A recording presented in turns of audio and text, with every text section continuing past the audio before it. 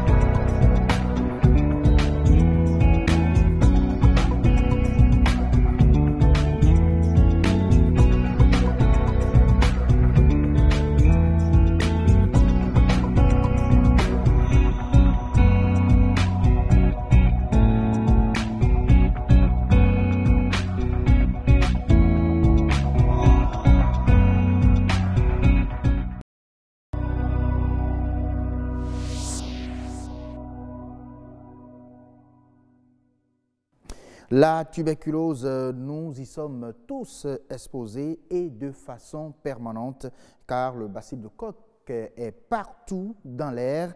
Nous devons notre bonne santé à nos globules blancs qui se battent correctement pour donc nous protéger, pour reprendre bien évidemment les propos du professeur Godopessi que nous avons reçu hier sur nature et bien-être. Et donc ce soir, dans ce cas, on se pose bien sûr la question de savoir qu'en est-il alors des enfants qui sont très proches de parents tuberculeux?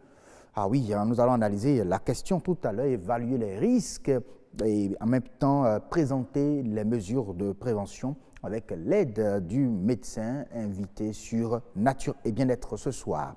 Les droits des enfants continuent toujours d'être négligés, brimés si vous voulez. Et le monde entier compte aujourd'hui sur les médias, radio et télé pour donc davantage sensibiliser sur le respect du droit des enfants. Avec M. Georges Amelon, journaliste consultant, nous allons passer au scanner les programmes TV et radio en faveur du respect du droit des enfants. Et nous parlerons également de la conduite de changement en entreprise. On va recevoir le coach Marcel Effon qui va nous offrir donc les astuces pour mieux impliquer les individus, particulièrement les employés, dans la conduite du changement. Il faut noter déjà que la réussite du changement dépend bien sûr du degré d'implication des employés. Alors, le grand rendez-vous, vous le savez, c'est également le journal qui viendra à 19h45 exactement et ce sera avec Nadège Sani qui est déjà en place dans la rédaction de BB24 pour nous présenter déjà les titres du journal. Bonsoir Nadège. Bonsoir Sioum Gaba. On vous retrouve tout à l'heure à 19h45 avec quel menu? Merci à vous, Assioum. Les enfants sont au premier plan. Ce 6 mars, dans les médias, des programmes pour enfants sont diffusés. Ceci pour marquer la journée internationale de la radio et de la télévision en faveur des enfants. La filière Kajou connaît des avancées et les noix de Kajou ne seront plus vendues dans le secteur informel pour le compte de la campagne 2018-2019. Un membre de l'interprofession de Kajou nous donne plus de précisions à 19h45. Savez-vous que la consommation excessive du piment peut être nuisible pour la santé? Dans le 19h45, on parlera de ces risques pour l'organisme. Merci beaucoup à vous, Nadège Sani, pour la présentation des titres de ce journal. On va certainement se retrouver à 19h45 dans moins de 40 minutes exactement. Pour le moment, c'est avec vous, chers téléspectateurs, que nous continuons le grand rendez-vous et nous ouvrons les plateaux. Voici Nature et Bien-être.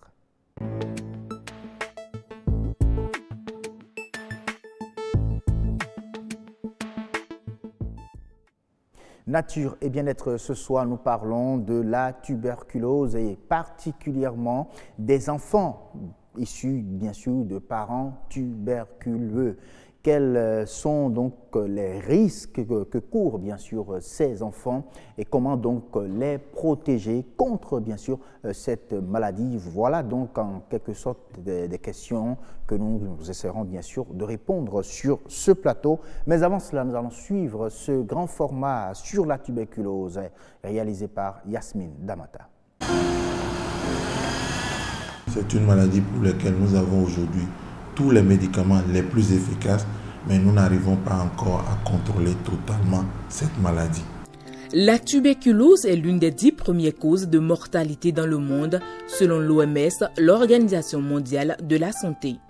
D'après les mêmes statistiques, en 2016, 10 400 000 personnes ont contracté cette maladie et 1,7 million en sont mortes. Au Bénin, 4 000 tuberculeux sont diagnostiqués chaque année dans les hôpitaux. Pour les pneumologues, la tuberculose se manifeste par plusieurs symptômes. J'ai commencé par tousser un bon moment. Je suis allé vers les pharmacies pour me procurer des médicaments pour lutter contre la toux. Bon, après une longue prise de médicaments, ça n'a pas été positif, je n'ai pas eu un résultat satisfaisant. La toux persistait toujours.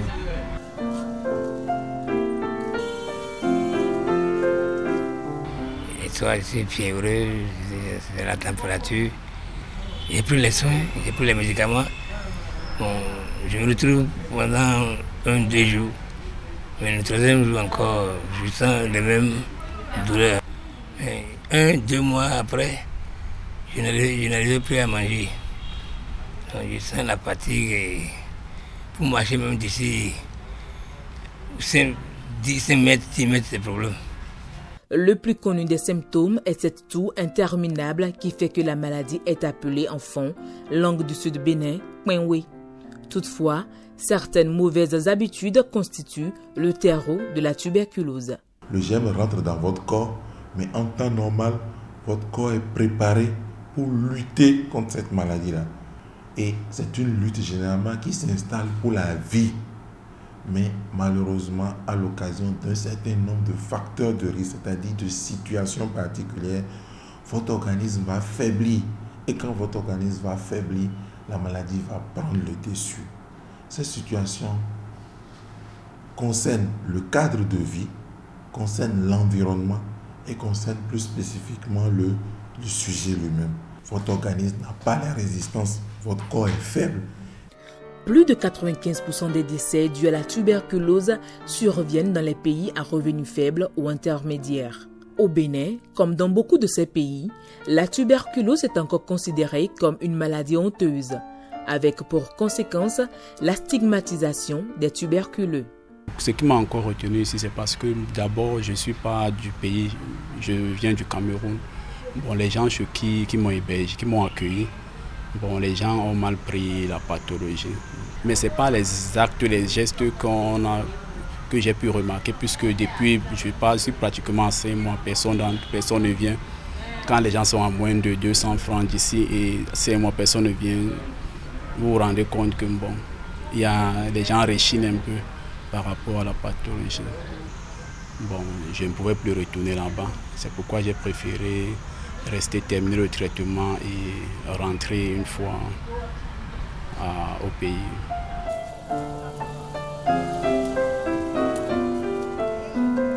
Je suis chez mon papa ici. Donc, il a été ce fléau de tuberculose. Beaucoup de gens ont peur de le visiter. Il y a des fois, les parents viennent, ils restent dehors pour m'appeler, je viens les rencontrer. Ils disent que c'est contagieux, que cette maladie-là, que ça tue vite. Alors que c'est le contraire. Moi, je peux rester avec lui.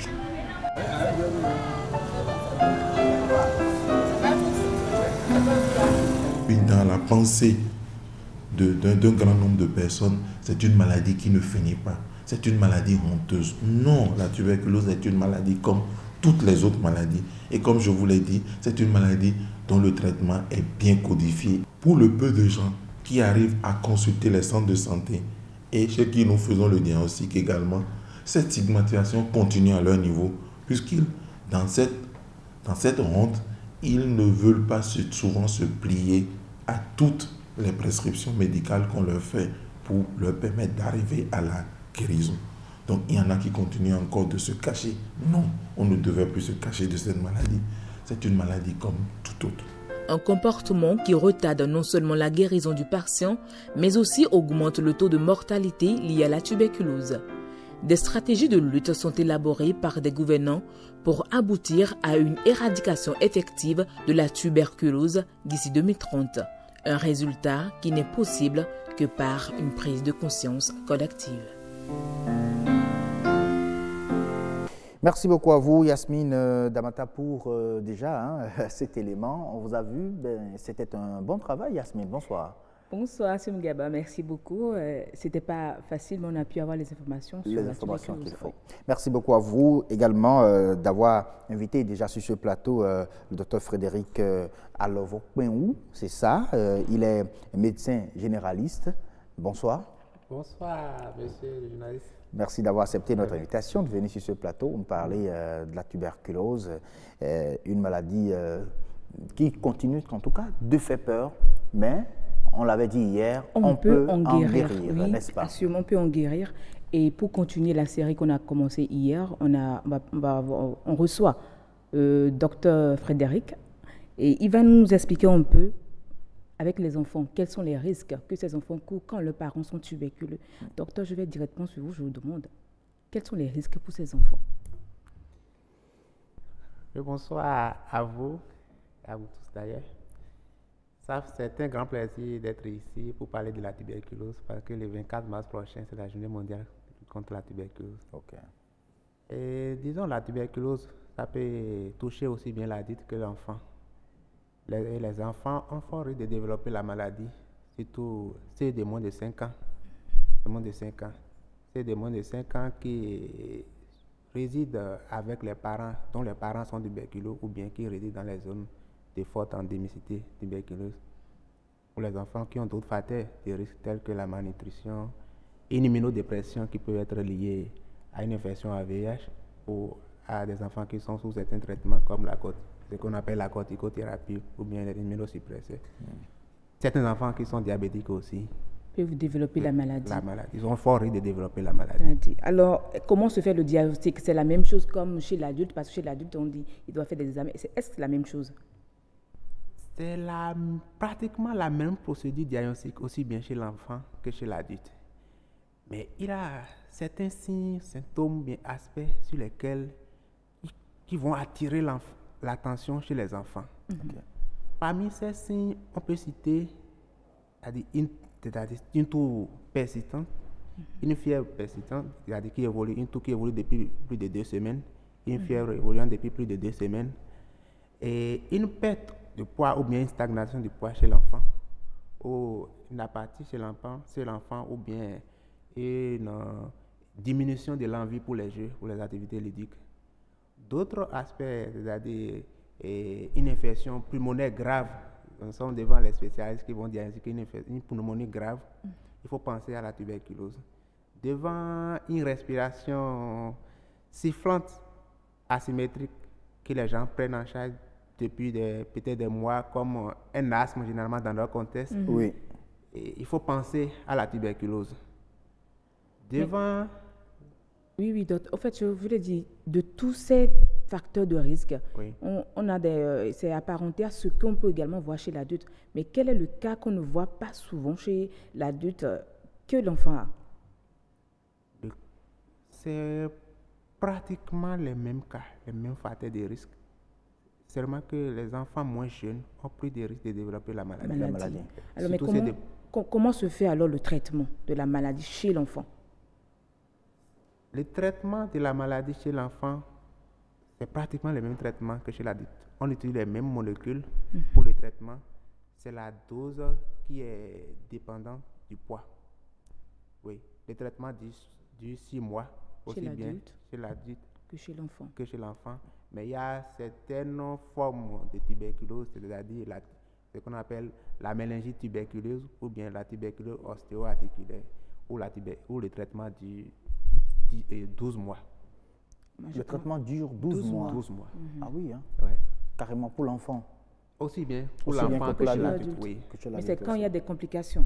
Les complications, c'est-à-dire la tuberculose ostéo-articulaire et la méningite tuberculeuse. La tuberculose neuroméningée, en gros, le traitement dure 12 mois. Alors, pour une maman qui est tuberculeuse, par exemple, et qui continue toujours d'allaiter son enfant, est-ce que la maman doit arrêter d'allaiter l'enfant pendant que... Est-ce qu'on isole la maman de son enfant? On n'isole pas la maman de son enfant. Notez que tout cas de tuberculose pulmonaire diagnostiqué, bactériologiquement confirmé, on fait la recherche chez les sujets contacts. Si le sujet contact c'est un enfant, il y a un enfant, on va examiner l'enfant, réaliser les explorations pour savoir si l'enfant même fait la tuberculose ou pas. Si on arrive à écarter la tuberculose chez l'enfant, on met l'enfant sous un traitement, c'est-à-dire une chimioprophylaxie à l'isoniazide, une forme de médicament pour la prévention de la tuberculose. Pour la prévention, donc c'est ça qui protège en fait l'enfant. Qui protège l'enfant pendant 6 mois. L'enfant va prendre le traitement aussi pendant 6 mois. 6 mois. Pendant 6 mois. Ok. Bon, docteur, je veux bien continuer les questions, mais là, on m'informe déjà que c'est fini. Donc, on peut déjà retenir la tuberculose, c'est une maladie que l'enfant peut avoir comme l'adulte là. L'enfant peut également l'avoir, mais juste qu'il faut le diagnostiquer plus tôt. Il faut un diagnostic précoce, un traitement précoce pour éviter les formes graves qui vont évoluer vers un décès ou bien pour éviter que l'enfant ne garde des séquelles de la tuberculose à la longue. Alors déjà, on informe nos téléspectateurs que dès que l'enfant a une toux qui dépasse déjà les 1 semaine, il faut en même temps amener l'enfant à l'hôpital. En tout cas, toutes les respirations sifflantes ne sont pas des asthmes, on peut le dire, comme ça. Et donc, il faut penser aussi à la tuberculose, pourquoi pas. Merci à vous, docteur, d'être venu sur ce plateau. Merci également à vous, Yasmine Damata. À très bientôt. Le grand rendez-vous, la suite, chers téléspectateurs, c'est avec Agnès Bello et son invité. Ça parle du droit des enfants avec à contribution, bien sûr, les médias, télé et radio. C'est une journée de célébration, tout simplement, que nous faisons sur Autant Savoir aujourd'hui.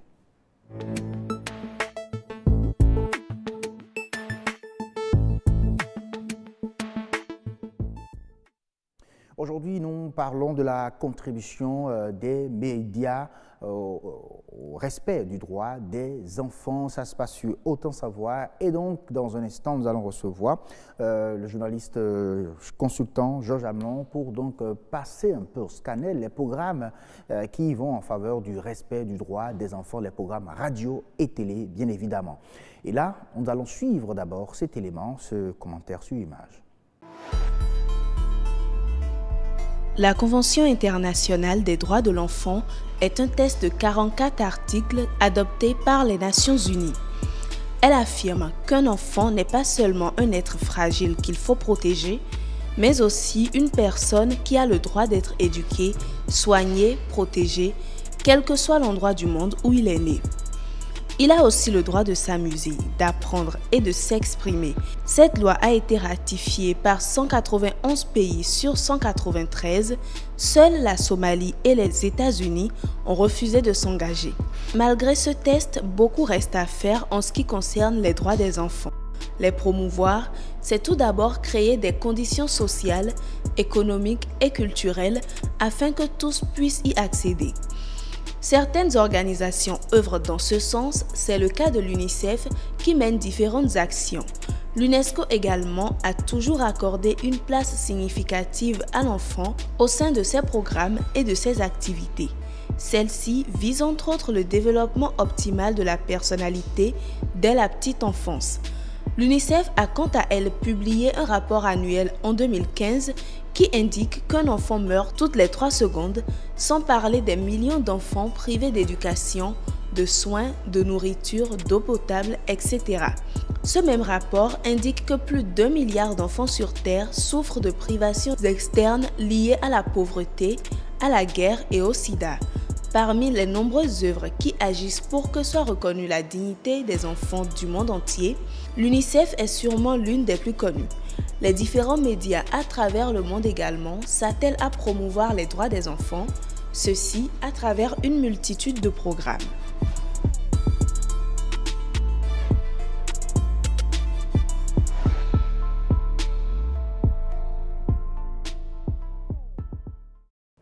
Bien sûr que le monde entier compte sur les médias, radio et télé pour donc davantage sensibiliser au respect du droit des enfants. Alors, les programmes radio et télé vont-ils effectivement dans ce sens? C'est la question qu'on se pose aujourd'hui et on va la poser, bien sûr, au journaliste consultant Georges Hermon qu'on reçoit sur ce plateau. Bonsoir, M. Bonsoir, M. Gaba. Merci d'avoir accepté notre invitation. C'est un grand plaisir. Voilà. Bonsoir, Niat. Onifade Bello, comment allez-vous?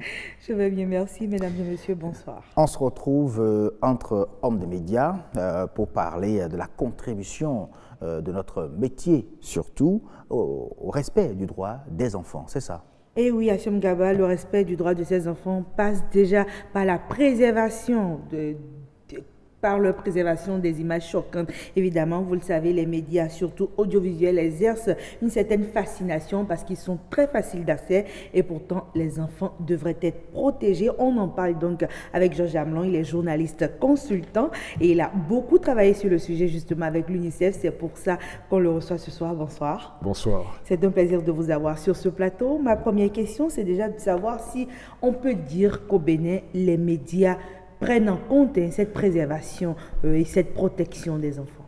Je crois que c'est très variable et je pencherai plus pour la négative que pour le positif, pour une raison simple. Positif parce que les médias, on le sait, leur mission, c'est d'éduquer, c'est d'informer et c'est de divertir. Et de ce point de vue, qu'on le veuille ou non, nos différents programmes audiovisuels, en radio ou en télévision, trouvent quand même le moyen d'insérer des programmes qui sont spécifiquement destinés aux plus jeunes, à nos enfants. Mais à côté de ça, combien de choses ne faisons-nous pas sans tenir compte de leur présence quasi permanente dans les familles, devant les écrans?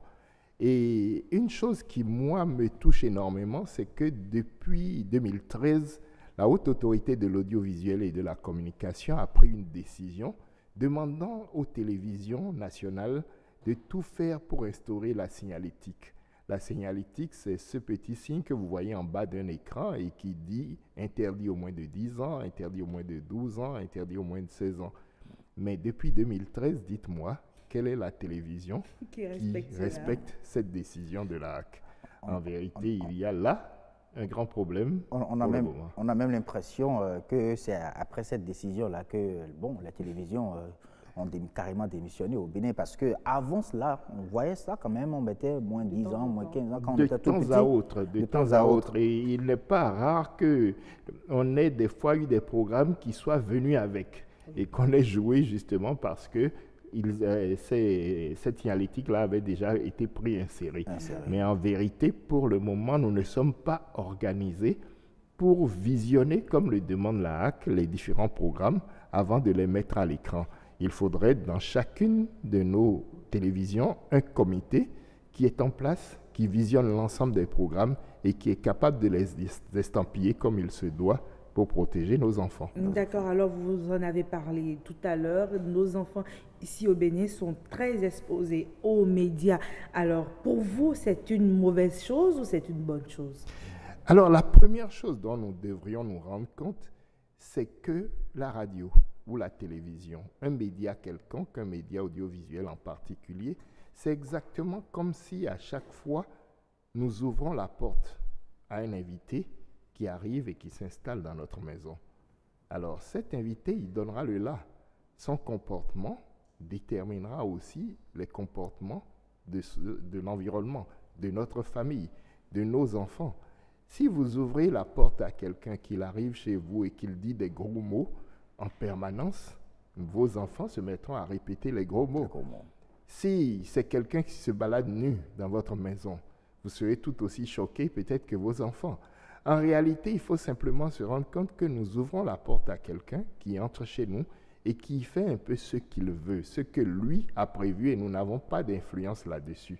À partir de ce moment-là, il nous appartient déjà à nous, adultes, de contrôler ce qui entre chez nous. C'est l'une des choses les plus importantes de mon point de vue. On en viendra à ce contrôle, mais avant, souvent quand on parle des médias audiovisuels, qu'on parle de leur influence néfaste probable sur les enfants, on oublie qu'avec la radio aussi, c'est possible d'avoir un choc au niveau de ces enfants-là. Est-ce qu'il y a un risque avec la radio également? Mais bien sûr.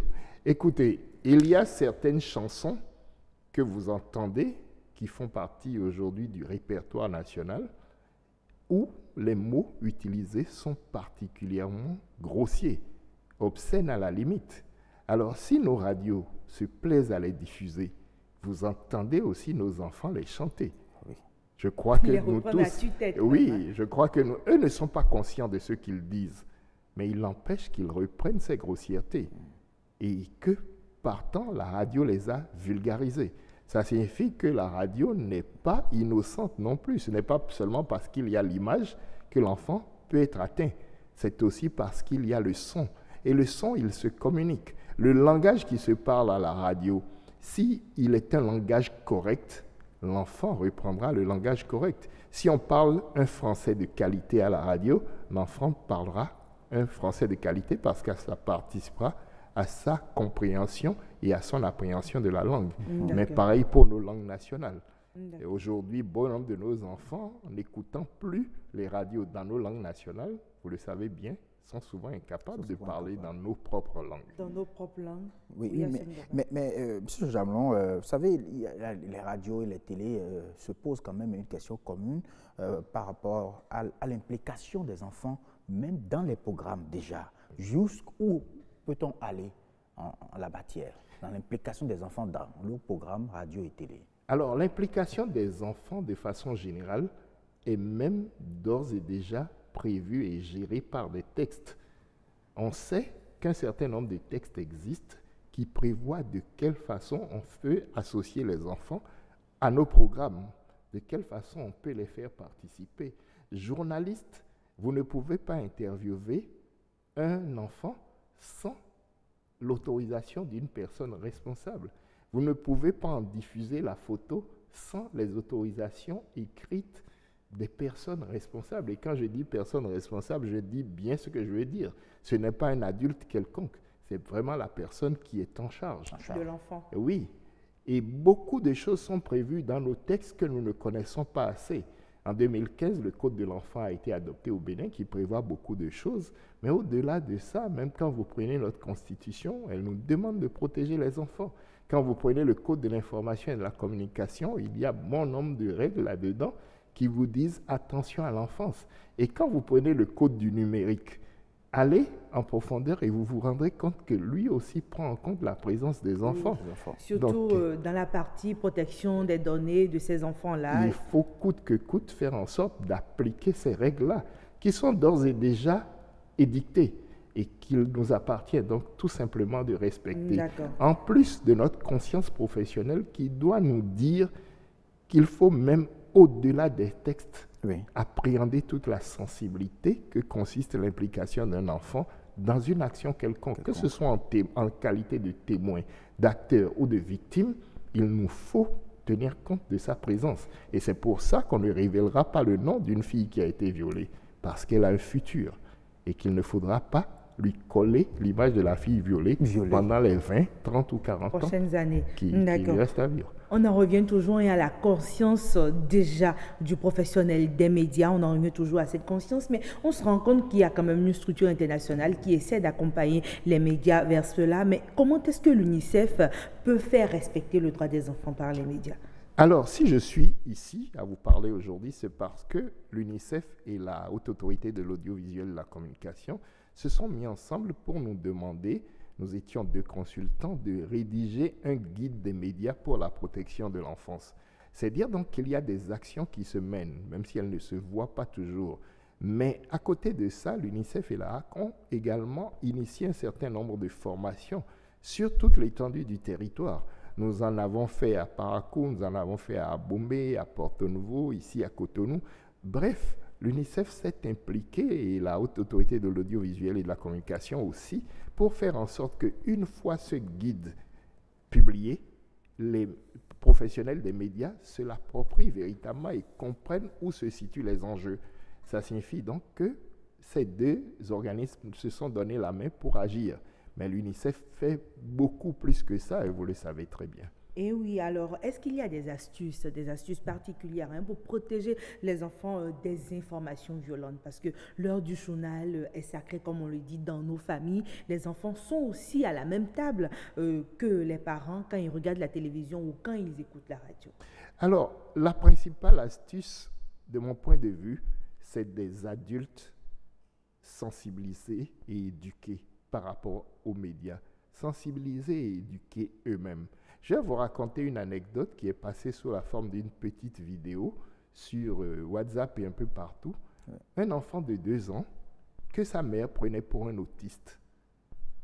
Simplement parce que c'était un enfant qui ne s'exprimait pas, qui avait des retards sur bon nombre de paliers éducatifs, qui avait du mal à parler et ainsi de suite. Sa mère le prenait pour un autiste aussi parce qu'elle avait même du mal à le toucher parce qu'il refusait son affection. Jusqu'à ce qu'une pédopsychologue lui dise simplement « écartez-le des écrans ». Et l'écarter des écrans a complètement changé le comportement de cet enfant et les retards ont commencé à être comblés. Ça signifie tout simplement que cet enfant a commencé à être exposé dès le plus bas âge aux écrans. Trop tôt. Trop tôt.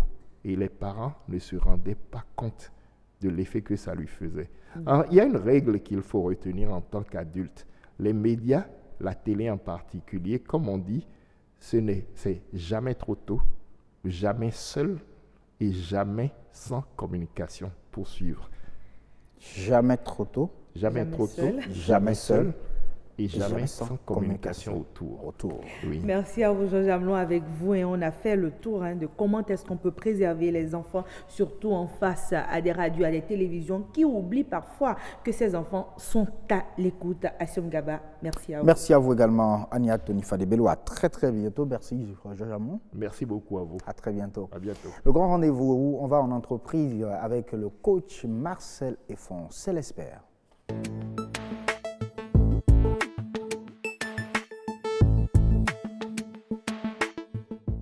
Bienvenue donc sur la rubrique Espère de ce grand rendez-vous. Réussir l'opérationnalisation d'un programme de changement en entreprise dépend aussi de la réussite de l'implication des employés. C'est très très important, mais comment y arriver? Réponse avec le coach Marcel Effon qui est déjà là. Bonsoir coach. Bonsoir Axiom. Alors, commençons déjà par énumérer les différentes catégories d'employés que l'on peut avoir dans une entreprise parce que ce sont eux qu'il faut donc impliquer dans le processus de changement. Absolument, oui.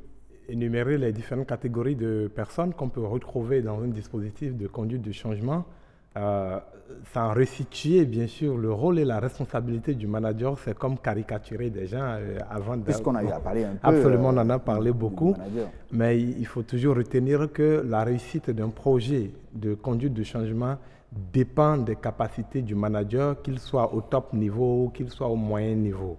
Maintenant, il y a toujours différentes catégories de personnes qui se retrouvent dans le processus de la conduite du changement, dans le rang des employés. Donc, il faut pouvoir les connaître et savoir les caricaturer ou les identifier afin de savoir quel type de conduite il faut adopter pour pouvoir les amener à se rallier au projet de conduite du changement. Et y parlant, on va parler de 4 dans le cadre de cet échange. 4 catégories d'employés, de personnes qu'on peut retrouver dans un dispositif de changement, de conduite de changement. Bon, je parle de catégories de personnes sans spécifier des employés tout le temps parce que nous connaissons le changement dans beaucoup de circonstances. Il y a des familles, par exemple, qui décident de changer, de ne plus faire les choses comme ils le faisaient avant. parce qu'ils veulent avoir autre résultat. Autre résultat. Il y a des entreprises qui veulent changer, il y a des États qui veulent changer, il y a des associations qui veulent changer, il y a des groupes de personnes ou des équipes qui veulent changer. Donc on ne parlera pas forcément d'employés, mais on parlera surtout de personnes. Oui, de personnes. Voilà. D'accord. Donc on se retrouve, et aujourd'hui on va parler de 4 catégories de personnes qu'on retrouve dans un dispositif de changement. Et la première catégorie de personnes, qui sont d'ailleurs les personnes qui facilitent la chose, c'est des gens que nous on appelle des coopérants. Les coopérants. Les coopérants. Donc les coopérants, ce sont bien sûr des gens qui sont convaincus par exemple au projet de changement, mais qui sont partants et qui sont prêts à faire des propositions, quitte à ce que ces propositions les convainquent et sont en alignement avec le projet de conduite de changement. Et ils donnent souvent du sens, par exemple, au projet de conduite de changement près de leurs collègues.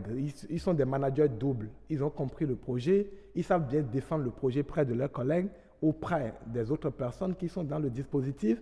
Ils deviennent presque comme des ambassadeurs. Des ambassadeurs, des voilà. missionnés. Des missions. Donc, c'est le type de personnes, par exemple, dans un projet de conduite du changement que, lorsque vous les voyez, on a l'impression d'avoir rencontré le top manager ou le manager moyen.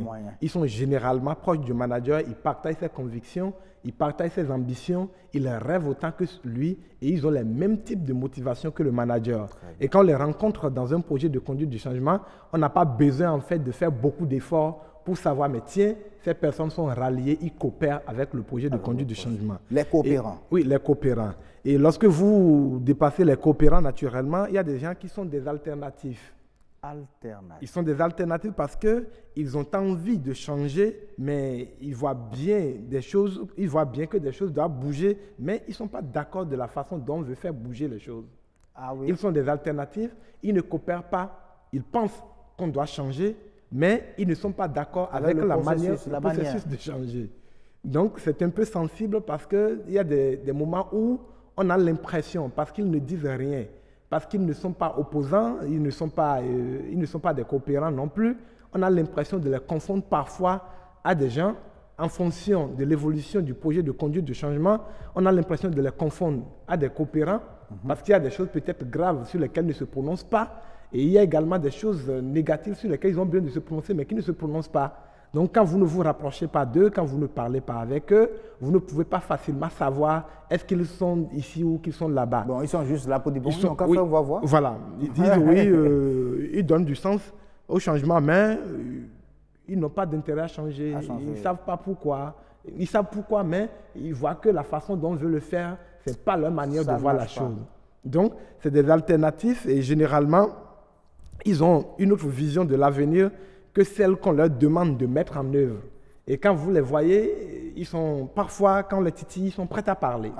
Ils sont prêts à parler. Donc, il faut les titiller. Il faut les titiller, mais également... Pour les impliquer. Il faut les impliquer. Il faut beaucoup communiquer avec eux. Et c'est les deux, après les coopérants, c'est la deuxième catégorie de personnes dans un projet de conduite de changement qui sont facilement convaincables si tant est que le manager fait le travail de communication, d'explication et de pouvoir les convaincre. Parce qu'ils savent déjà qu'on doit changer. Mais ils ne sont pas d'accord sur la manière de changer. Donc, avec un peu plus d'efforts, ils peuvent rejoindre facilement le rang, bien sûr, des coopérants. Mais ils ne coopèrent pas au départ. Au-delà d'eux, nous avons également une autre catégorie de personnes que nous appelons les indifférents. Les indifférents? Oui. Bon. Les indifférents, on s'en fout. Oui, ils n'ont pas d'envie, par exemple, de changer, mais ils vont accepter de le faire par discipline, parce qu'ils n'ont pas le choix. OK? Ils vont le faire par discipline parce qu'ils n'ont pas le choix, parce qu'ils ne veulent pas perdre leur emploi, parce qu'ils ne veulent pas perdre leur position. C'est pareil que dans un couple, hein, lorsque c'est le père qui a un peu plus d'avance, de longueur d'avance sur la mère ou sur le partenaire épouse, donc il décide qu'on mette en place un projet de changement dans la famille. La femme, elle est indécise, mais de crainte de perdre sa position de la mère du foyer, alors elle est prête à poser des actes pour s'aligner. Donc, c'est de la même façon aussi bien dans une entreprise. Pas contrainte. Oui, pas contrainte, pas discipline, pas manque d'enjeu, parce qu'ils ne se sentent pas vraiment concernés. Donc, ils n'ont pas d'enjeu. Ils se disent, mais tiens, oui, nous n'avons pas le choix, il faut qu'on le fasse, sinon, après, on va nous virer. Ils ont peur de leurs emplois, ils ont des enjeux pour le manager, mais ils ne veulent pas prendre des risques. Donc, c'est des indécis. Si on dit que la BAC va aller à gauche, ils vont sur la BAC pour aller à gauche. Si on dit ça va aller à droite, ils iront à droite. Ah oui. Donc, ils n'ont pas d'enjeu, ils suivent. Ça nous rappelle des gens. Absolument. Oui, il faut savoir les identifier. Parce que ce qui est plus important pour le manager en début de projet de changement, c'est de ne pas connaître en fait les différentes catégories de personnes en fait qu'il a dans son équipe. Parce que chaque catégorie de personnes dans un projet de conduite du changement a un langage, a une communication, a une attention particulière. Donc il faut son type de processus. Oui, il faut un processus pour l'amener en fait à se rallier. Okay? À part les coopérants qui sont déjà d'accord, qui ont des motivations, qu'on parle des alternatives, qu'on parle bien sûr des gens qui sont dans la position de on est indécis, on ne sait pas comment il faut le faire, il faut les connaître d'avance et savoir dans le projet quel comportement, quelle attitude il faut adopter pour les rallier. On passe à la quatrième catégorie. La quatrième catégorie de personnes, c'est ce que nous on appelle par exemple les opposants. Ah oui. Les opposants, oui bien sûr, ce sont des gens qui sont contre, mais n'ont aucun projet alternatif. Ils sont contre le projet de changement, ils n'ont pas d'alternative, donc ils choisissent généralement le sabotage, et cela peut même traduire des retards au travail, des sabotages du projet de changement, des travaux à faire, ils ne sont pas présents, ils sont en groupuscule tout le temps, en train de bavarder, en train de doiter comment ça ne va pas marcher, comment ça va échouer bientôt. Ils prévoient même avec des dates à l'appui comment ça ne marchera pas. Voilà. Donc on les appelle simplement dans un projet de conduite du changement des gens qui sont opposés. Alors toutes ces catégories doivent être forcément impliquées. Le manager a obligation d'impliquer. Alors le manager a priori a le devoir de rallier la majorité. Et vous allez voir maintenant pourquoi généralement la plupart des projets de conduite de changement échouent. La plupart des projets de conduite de changement échouent simplement parce qu'au départ, le manager n'a pas fait le travail de pourcentage. Dans mon équipe, quel est le pourcentage de personnes, par exemple, qui adhèrent au projet? Les coopérants. Les coopérants. Ils sont combien? OK, s'ils sont 10 coopérants alors que nous faisons une équipe de 100 personnes, ça veut dire qu'en plus de manager, nous avons 11 personnes. Le manager peut faire le travail d'affectation des coopérants qui ont de la motivation pour le projet de conduite du changement, afin que chaque individu puisse avoir son actif dans le plan, dans le projet, des gens à convaincre puisqu'ils deviennent des gens qui soient partants. Donc quand ce travail n'est pas très bien fait, le manager voit passer beaucoup de temps et il se retrouve au point mort parce que l'équipe est restée telle qu'elle. Il n'y a pas de nouvelles personnes qui sont motivées. Il y a les gens qui étaient motivés. Il n'y a pas de nouvelles raisons pour qu'ils soient davantage motivés pour aller convaincre d'autres personnes. Donc quand ce travail est mal fait dès le départ, on passe beaucoup de temps, mais on a l'impression de n'avoir pas bougé. Si on arrive à convaincre les opposants, je pense que les deux catégories intermédiaires peuvent aussi venir. Oui, non, avant que vous arriviez aux opposants, les deux catégories intermédiaires ont déjà rejoint le rang naturellement des coopérants. Donc, il reste maintenant les opposants qui sont en effectif minime. Donc, ils commencent à voir qu'ils n'ont plus suffisamment d'éléments qui peuvent se rallier à leur cause. Et en plus de cela, vous voyez, il y a des résultats qui commencent à naître déjà, à se faire constater dans l'entreprise. Donc, ils n'ont plus suffisamment de raisons pour avoir de la masse. Naturellement, comme on l'a dit, les opposants, c'est des gens qui refusent d'apprendre, c'est des gens qui refusent de faire les choses, qui font du sabotage. Donc, le sabotage ne leur profite que lorsqu'ils ont un grand nombre qui les suivent. Donc, quand ils n'ont plus de grand nombre qui les suivent, ils sont en nombre réduit, ils n'ont pas le choix. Donc, au dernier virage, le manager a soit le choix de les jeter à l'eau, si tant est que le temps est passé et qu'il y a eu des résultats et qu'ils n'ont pas pu se rallier, ou soit de donner toujours le temps au temps en se disant oui, on les laisse, le moment viendra où ils comprendront qu'ils sont les seuls à rester des opposants du système de conduite du changement et ils vont se rallier parce qu'on aura tellement dupliqué de résultats qu'ils n'auront plus le choix que de se rallier à nous.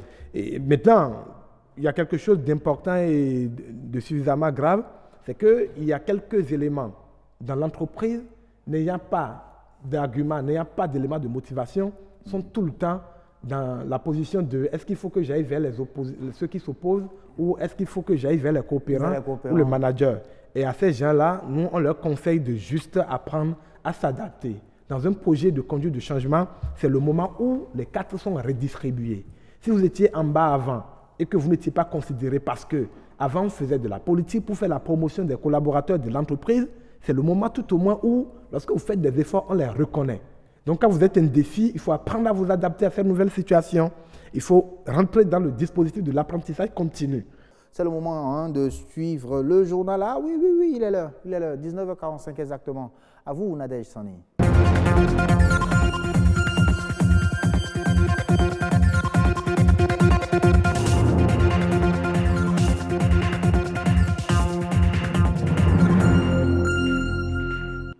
Bonsoir à tous, bienvenue dans le 1945.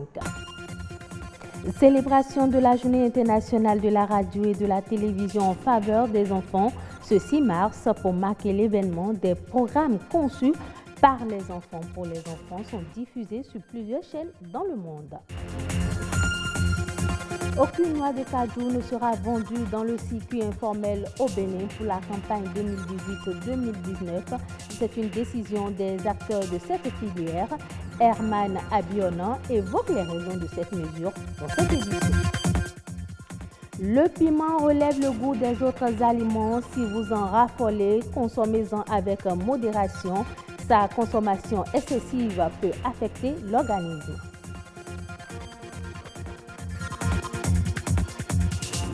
Le 6 mars de chaque année est la journée internationale de la radio et de la télévision en faveur des enfants. À l'occasion, les enfants sont à l'honneur et les professionnels des médias se mettent sur la même longueur d'onde que ces enfants.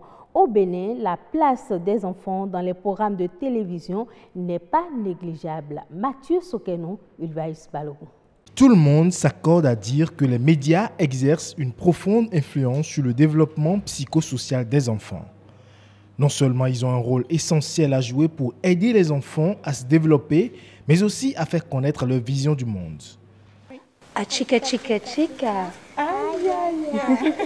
À l'Office de radiodiffusion et télévision du Bénin ORTB, cet enjeu a inspiré le développement de programmes de qualité pour les enfants. Au niveau de Radio Bénin, par exemple, les mercredis, les enfants ont un espace à eux qui s'appelle Junior FM.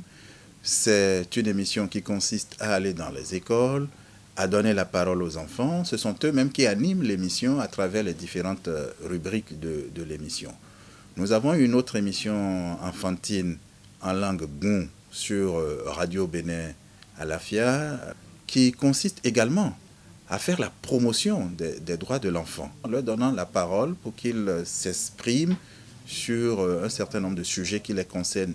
Et sur Atlantique FM également, à l'image de ce qui se fait sur Radio Bénin, il y a une émission enfantine. C'est également les enfants qui sont à l'avant-garde, qui font des contes pour enfants, qui font de l'instruction et qui apprennent à fabriquer des objets de leurs mains, tout cela pour forger dès le bas âge le caractère des enfants. Et si des émissions sont consacrées et diffusées à l'endroit de cette cible juvénile, beaucoup reste à faire. Je crois qu'on peut faire mieux pour nos enfants, parce qu'après tout, ils sont chers à nos cœurs. Qu'on peut faire mieux en leur offrant plus de possibilités d'être avec nous. Parce qu'aujourd'hui, les enfants prennent la parole sur un certain nombre de sujets qui les concernent directement.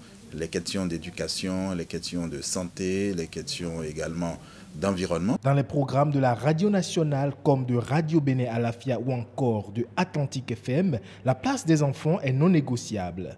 Déjà, une plus grande participation de la jeunesse est envisagée. On peut avoir des échanges pour avoir plus d'espace, on va dire, d'épanouissement, de divertissement pour les enfants. En ayant peut-être un journal pour les enfants, par exemple.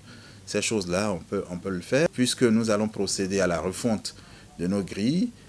Dans les enquêtes que nous aurons à faire, on aura sans doute de nouvelles idées. Les médias comme un excellent outil de divertissement et de découverte du monde, avec des temps d'antenne consacrés aux questions de l'enfance, ce sont donc les enfants qui seront à l'honneur.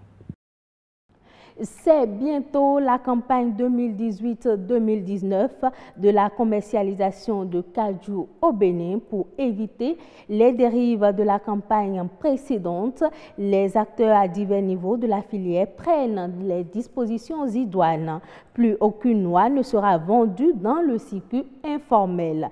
Herman Abionan est membre de l'interprofession de cajou. Il donne ici plus de précisions. La campagne de commercialisation 2018-2019 sera lancée très bientôt. Et il y a au niveau de l'interprofession de la filière NACAN des dispositions qui sont en train d'être prises pour quand même rassurer tous ceux qui vont intervenir dans la commercialisation des noix de cajou cette année pour qu'ils puissent exercer en toute quiétude pour que les difficultés que nous avons eues l'année passée dans la commercialisation n'apparaissent plus cette année. Aujourd'hui, pour exercer réellement sur le terrain, si vous êtes acheteur professionnel de noix de cajou, vous devez forcément vous faire enregistrer au niveau de la Fédération nationale des acheteurs de fruits tropicaux. C'est extrêmement important pour avoir une carte d'acheteur qui vous permettra d'aller sur le terrain. Si vous n'arrivez pas à avoir cette carte et que vous allez sur le terrain, la FENAPAT a mis en place une disposition, des contours de sécurité qui permettront de repérer ces acheteurs indélicats et leur appliquer la règle comme cela se doit. Nous avons connu assez de problèmes la campagne passée et nous sommes réellement engagés au niveau des familles d'acteurs et au niveau de l'interprofession à mettre en place des consignes de sécurité claires pour permettre à ce que nous, qui sommes acteurs au niveau de la filière, nous ayons nos bénéfices et que l'État aussi trouve qu'on appelle ses bénéfices pour ce qui concerne les taxes à l'exportation, les investissements qui sont faits dans l'accompagnement des producteurs, etc. La date précise du début de la campagne, aux dernières nouvelles, je pense que c'est le 7 mars prochain. La campagne sera lancée à Dassa et c'est les informations que nous avons reçues du ministère du Commerce. Et tous les acteurs, les partenaires techniques et financiers qui accompagnent la filière seront au rendez-vous pour que les activités soient officiellement lancées et que chacun puisse rester dans le cadrage qui lui a été donné. Le piment, un ingrédient qui ne manque presque jamais dans la cuisine du Béninois. Il peut aussi le consommer accompagné d'acassa ou de pâte de maïs. Très apprécié par certains, sa consommation excessive peut constituer un danger pour l'organisme de ceux qui ont un système digestif fragile. Nous avons tendu nos micros à quelques citoyens pour partager leurs expériences. Connu depuis des milliers d'années, le piment fut cuisiné pour la première fois par les Aztèques.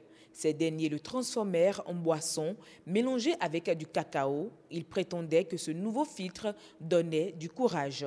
Il est la dernière épice découverte et pourtant plus cuisinée au monde. Le piment a 3 catégories, soit 4 catégories comme ça.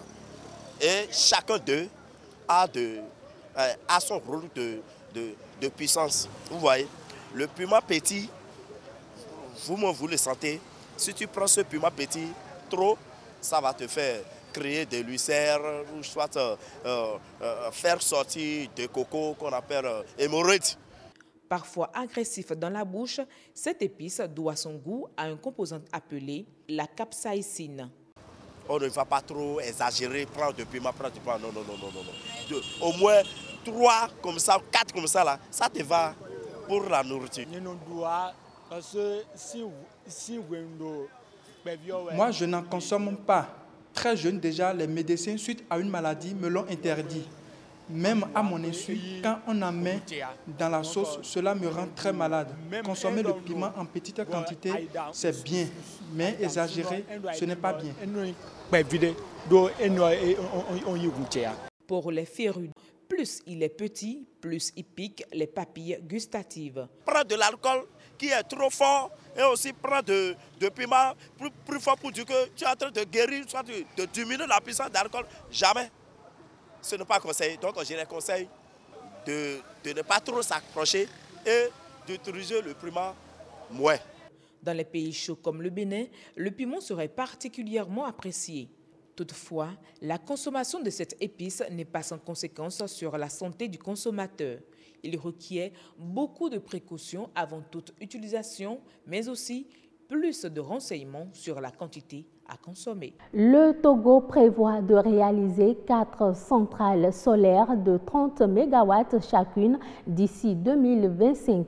Ces nouvelles centrales solaires devraient booster l'accès des populations rurales à l'énergie. Ces projets s'inscrivent également dans l'objectif togolais d'atteindre en 2030 une part de 50% de renouvelables dans le mix énergétique. Dans le cadre de ce programme dénommé Programme solaire, le Togo a bénéficié d'un financement du fonds d'Abu Dhabi à hauteur de 15 millions de dollars, soit environ 8 milliards de francs CFA. Toujours dans le cadre de sa transition énergétique, le pays prévoit la mise en place de mini-réseaux de distribution d'électricité hors réseau impliquant une production d'électricité à petite échelle.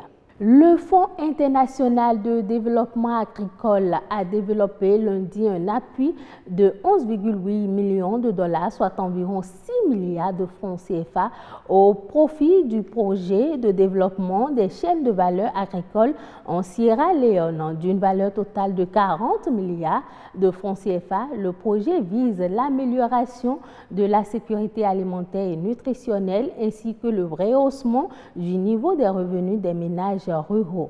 Pour réaliser cet objectif, l'initiative va s'atteler à la modernisation de l'agriculture à travers des investissements dans la mécanisation agricole et la gestion de l'eau et l'irrigation. Le programme devrait toucher à la fin de sa mise en œuvre près de 34 000 ménages ruraux vulnérables. C'est la fin de ce journal. À demain.